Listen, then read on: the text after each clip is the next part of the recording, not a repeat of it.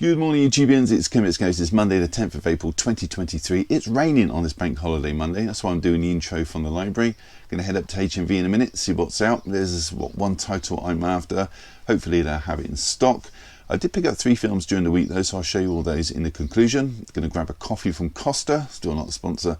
I also filmed in here on Saturday. It was a beautiful day, so I did a bit of a movie room update, and that'll follow on from the HMV footage, so I hope you enjoy that. And then I'll see you all in the conclusion. So let's go.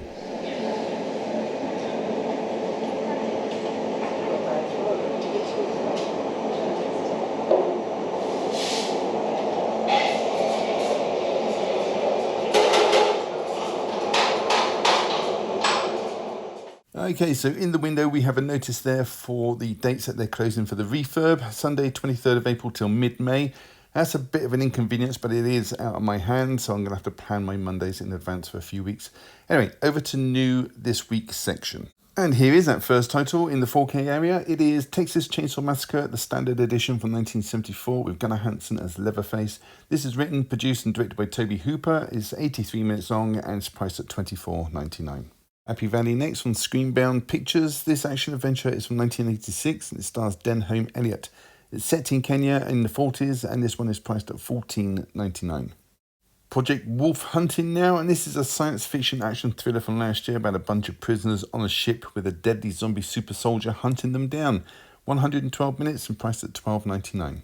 The Last Hunter next from Treasured Films. This is a limited edition of the 1980 war drama set behind enemy lines in Vietnam. With this you get art cards and a booklet and the film of course. Yours for $24.99.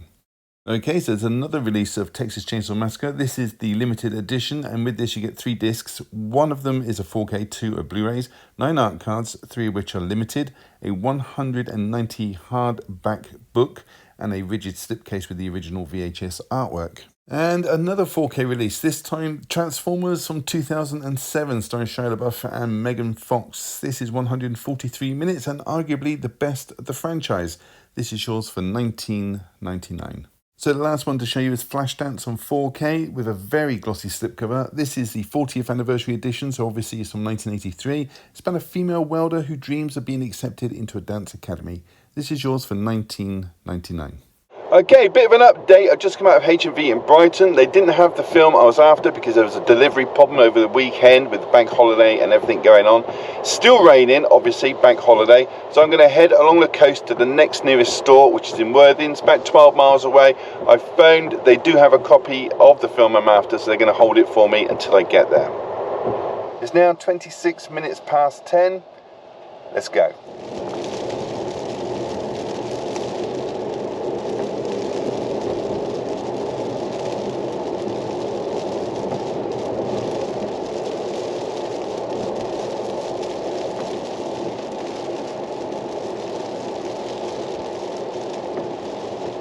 So as I mentioned, Worthing is some 12 miles down the road, so I've topped up with some petrol. I got myself another coffee, and I'm going to head on.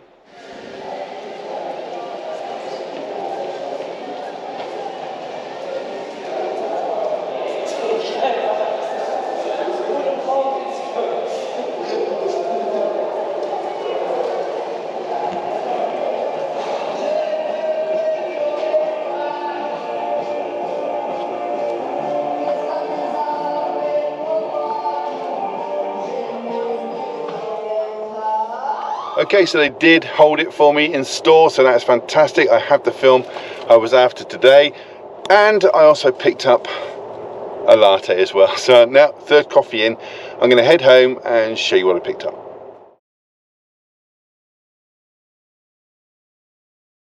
Okay, I thought I'd quickly show you around the movie library as it's been 6 months. Not much has changed to be fair, but here goes anyway. This was filmed on Saturday the 8th of April. So this is from behind the door doing a quick scan around the room. What I'll do is go around and explain a little bit more in detail as I go. I decided to do this because I just put all the recent movies that I purchased in with the rest of the collection. So I'm going to start off with the bookcase directly behind the door. Now up on the top is a box full of receipts from HMV. Next to that is a pair of headphones. Underneath is a tripod. Underneath that is a T2 faceplate and a bullet from League of Extraordinary Gentlemen. Under that is a pug sign and a double photograph of my late mother when she was a girl in 1942. You can only see one photo, but there is a fair bit of glare going on in this room.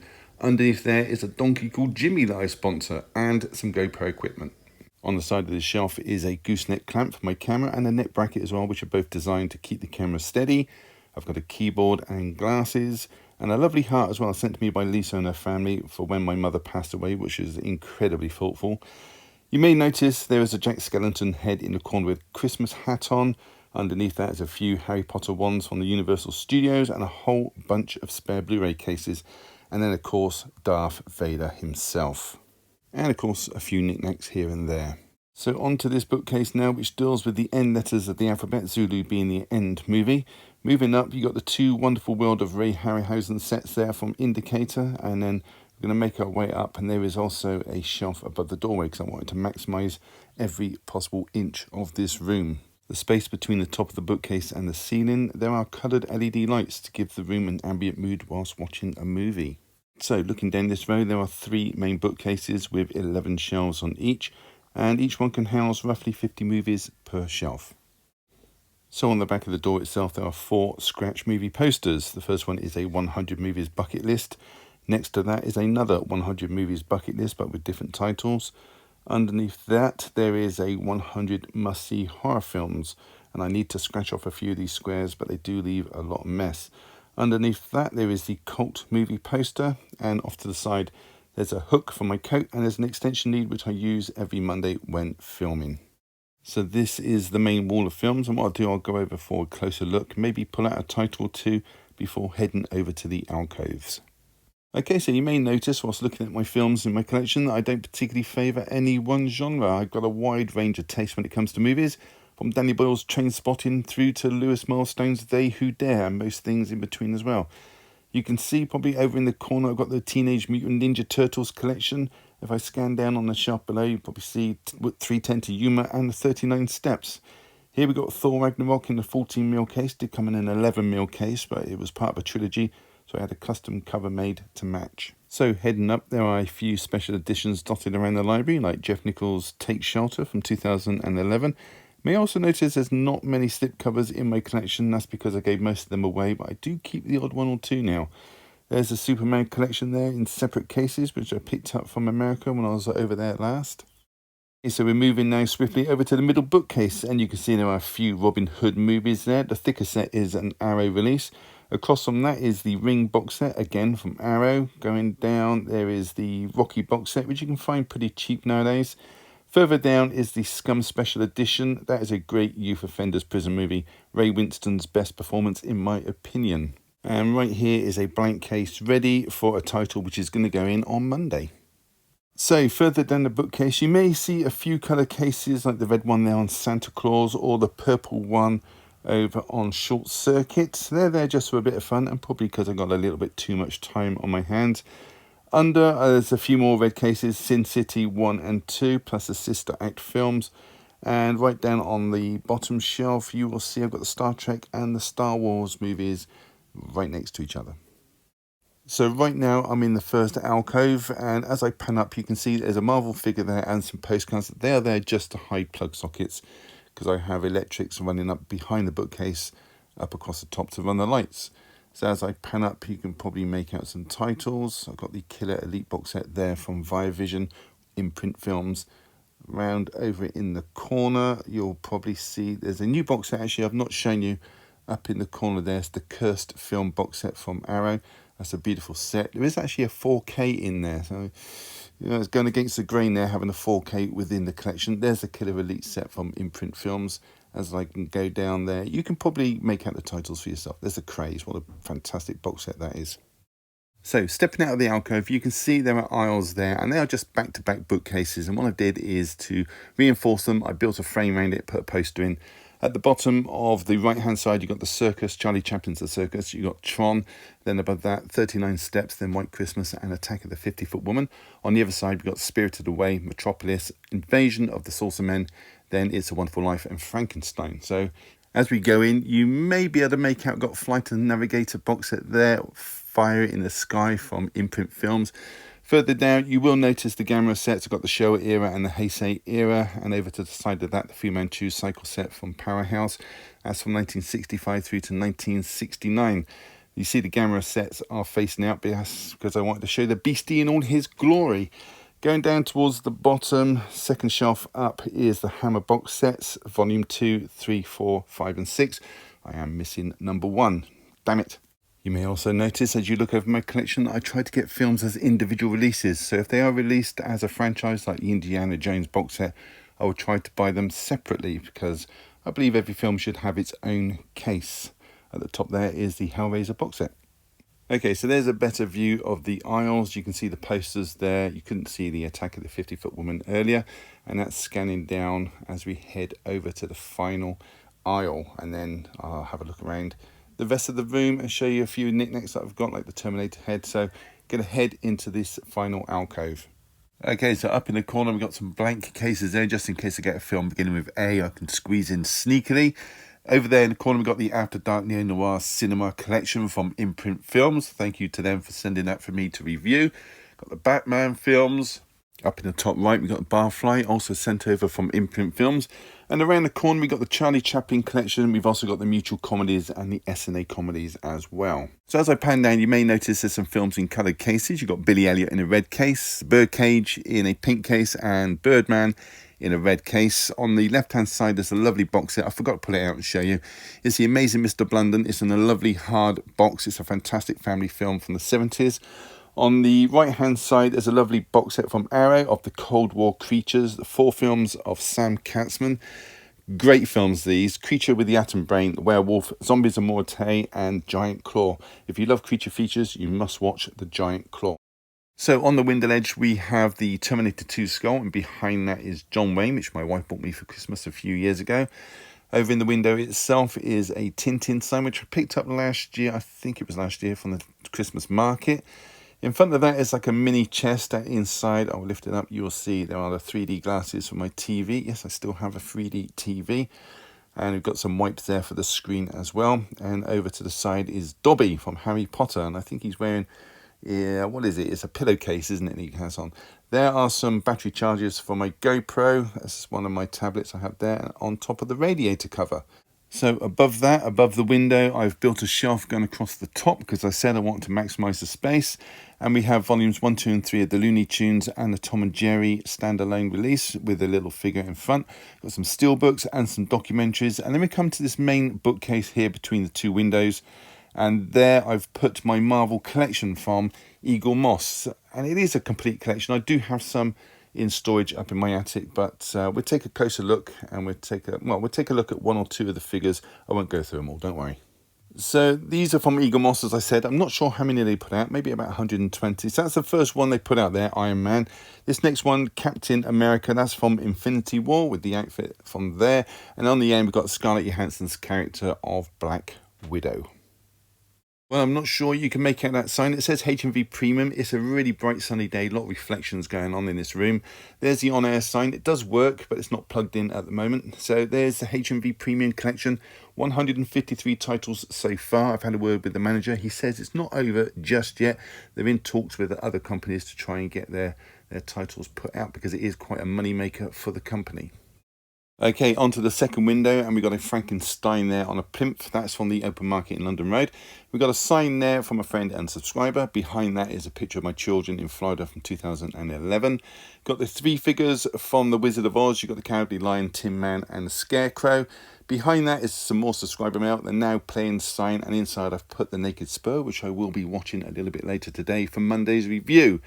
Now, in front of that, laying down, is a prop from the Pirates of the Caribbean. And then to the side is a metronome and another photograph of my children in Florida in the year 2000. Okay, so moving up the window now is a poppy on a string because the room wouldn't be complete without it. Now, these are fossils that I dug out myself on the Jurassic Coast. That was a great experience and I would do that again in a heartbeat. Above that is a shelf going across the top of the window because I said I like to maximise the space in the room. And there is a Tintin set above it. The set itself contains all 21 adventures. There's 5 volumes and you've got 2 figures there. You've got Tintin, Snowy and Captain Haddock. Got the complete X-Files box set there and we're now heading into the TV section. And for some reason, I'm now showing you the blind, which is hidden behind the shelf. So if you look directly at it, you can't see it, but it's there. It's a blackout blind, which is great if you're watching movies. And there it goes up into the roof. So there you go. So that's that. Carrying on with the TV section and spinning around, it takes up 2.5 bookcases. So before I continue, I will point out, I have told you before, I don't show everything I pick up on a Monday. I do hold back a little bit because I don't want videos to go on forever. You're going to see stuff in here that I haven't shown before. The latest Doctor Who box set, for example, can't remember which number it was now. I think it was number 18 or number 8, something like that. Well, that's in there.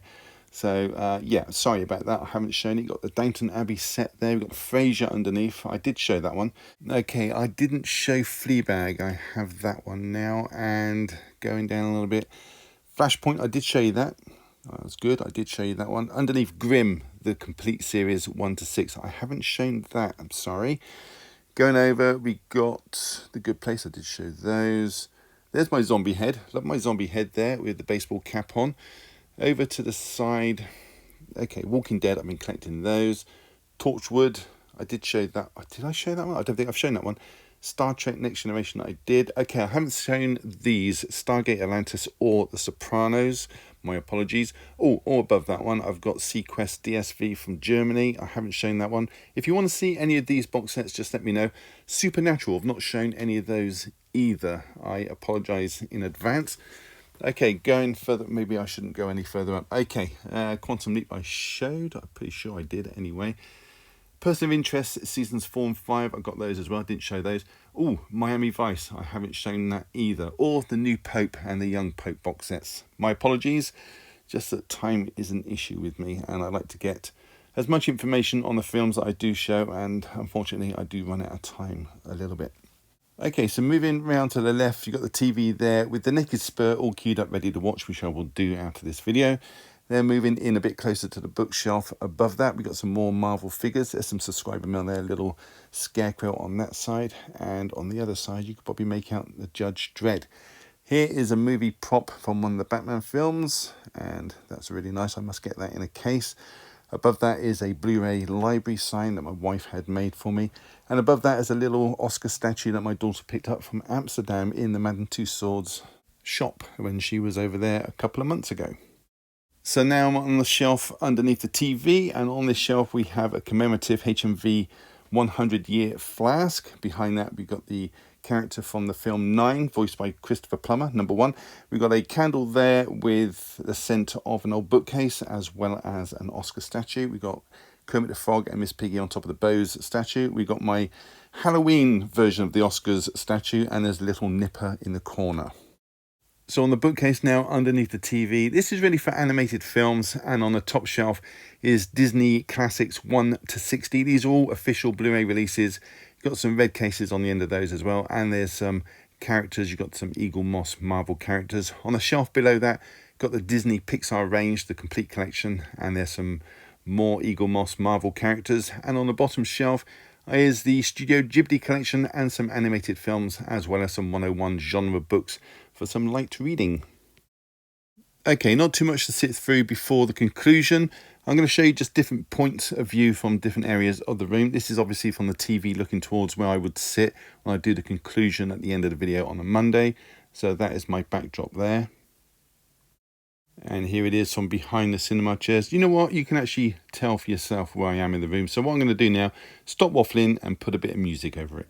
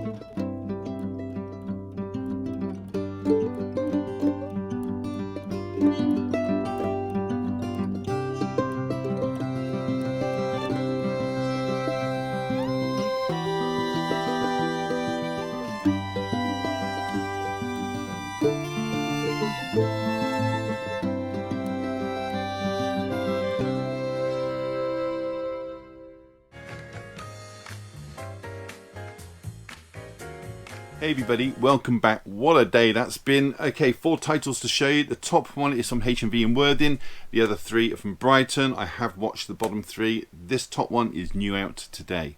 Let's crack on with it. Okay, first title to show you is Save the Cinema. This was directed by Sarah Sugarman, who I know very little about, apart from the fact she is married to Lupin from Harry Potter, aka David Thewlis. The film itself is from last year. It's based on actual events and it stars Samantha Morton as Liz Evans. And I quickly mention she has 2 sons. One of them is Wyn Evans, and you'll know him from the Go Compare ads. He's the opera singer. So back to Liz. She runs an amateur youth centre in Carmarthen, Wales, and she takes it upon herself to start a campaign to save the local cinema from a developer called Martin, played by Carl Meany. He wants to knock it down and build a shopping centre in its place. So she goes about organising this film premiere of Jurassic Park to be held there in hopes of bringing in a new generation of viewers to the rundown theatre, and she ropes in Steven Spielberg to help this dream come true. Now, alongside Samantha, this stars Jonathan Pryce as her former head teacher, Mr. Morgan, and Tom Felton as Richard Goodrich, a local postman turned counsellor. This little gem's got a runtime 109 minutes. Let's open it up and take a look inside. Okay, so before I show you inside Save the Cinema, let me just show you that. $16.99. That's silly money. That used to be the sort of standard price for a special edition. And that's just standard. And I don't think there's any extras on it either. But let's take a look inside. So on the inside, the front image has been put onto the disc.